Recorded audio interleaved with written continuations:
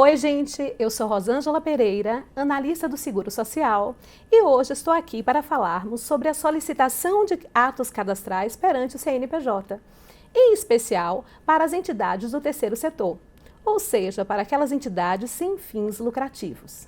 Em nossas videoaulas anteriores, você certamente deve ter percebido que para praticar atos cadastrais no CNPJ, existe a documentação obrigatória, não é mesmo?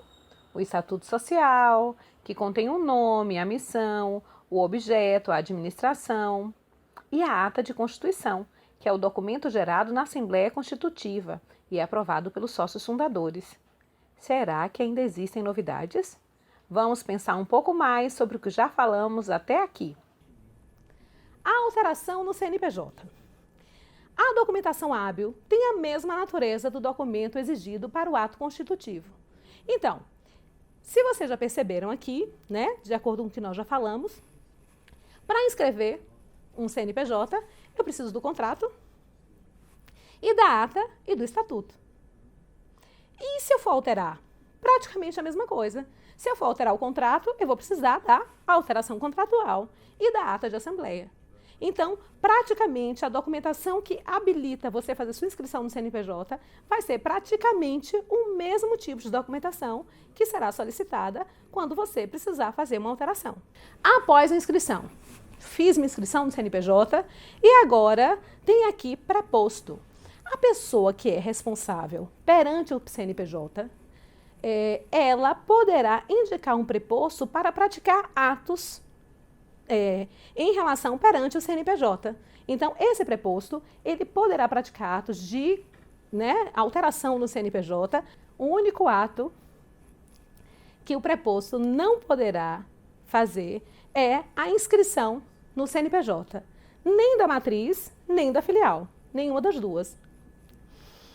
E aqui nós temos, esse preposto vai praticar atos na Receita Federal, como eu disse, excetuando esses. E nós temos aqui a procuração RFB. Então, poderá praticar atos na RFB utilizando o certificado digital no ECAC.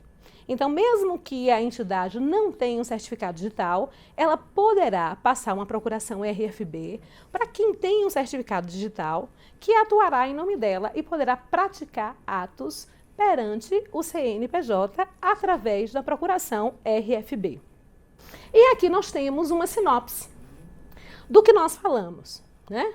Transmitir o pedido.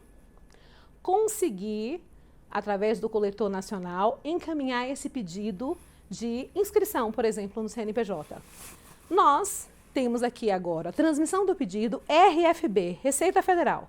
Pesquisas prévias automatizadas. Assim como a Prefeitura faz a consulta prévia de viabilidade, a Receita também tem o seu momento de fazer essa sua consulta prévia. A consulta prévia da Receita nós chamamos de PPA, que é uma pesquisa prévia automatizada. Então, para saber se realmente há condição de fazer aquela inscrição no CNPJ, é o momento da Receita, tá? E depois desse resultado positivo, aí sim, ela poderá ter o aval para ter aquele número de CNPJ. Né? Então, naquele momento prévio lá, nós tivemos a consulta prévia, que era da Prefeitura, e nesse momento, onde a gente já passou por todo aquele trâmite, nós já incluímos todos os dados, o sistema agora falou, não, está tudo ok. Quando você der aquele Enter, naquele prosseguir, o sistema vai fazer essa PPA, que é essa pesquisa prévia automatizada. E só depois de alguns instantes ele vai te dar o número do CNPJ, né? Nós temos aqui que existem alguns problemas, alguns erros que podem fazer com que você não tenha essa resposta de maneira imediata, ou pelo menos da maneira como você queria, né?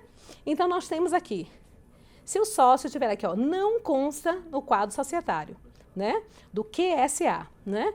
Então, nós temos aqui, aí vai dar um erro e aí você vai ter que realmente fazer a alteração, fazer a inclusão do QSA para que o sistema realmente consiga emitir o seu CNPJ ou emitir a alteração de que você necessita.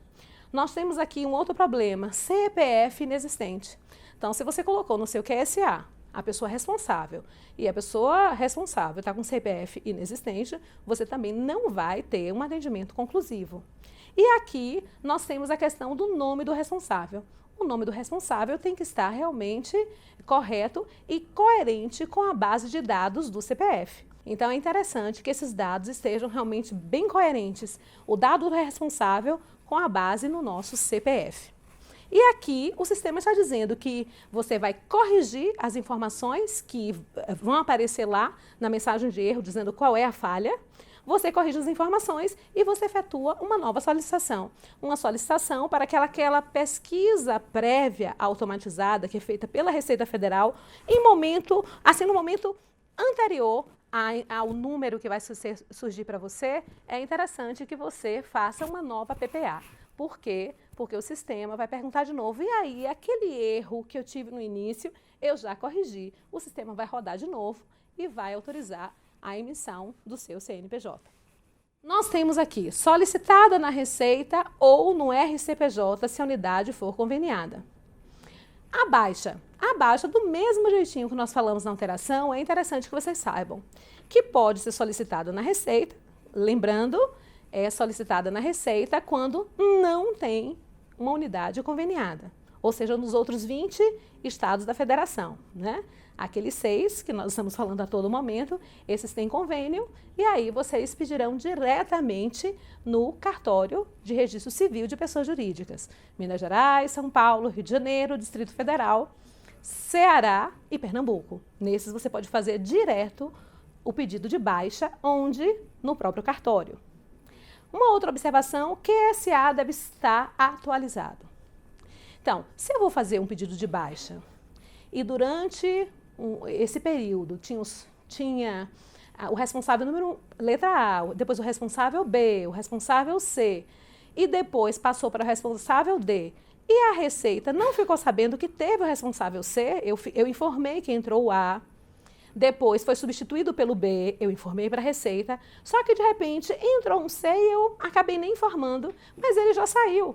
E aí eu digo assim, não, já entrou o D mesmo, eu vou fechar, não tem problema nenhum.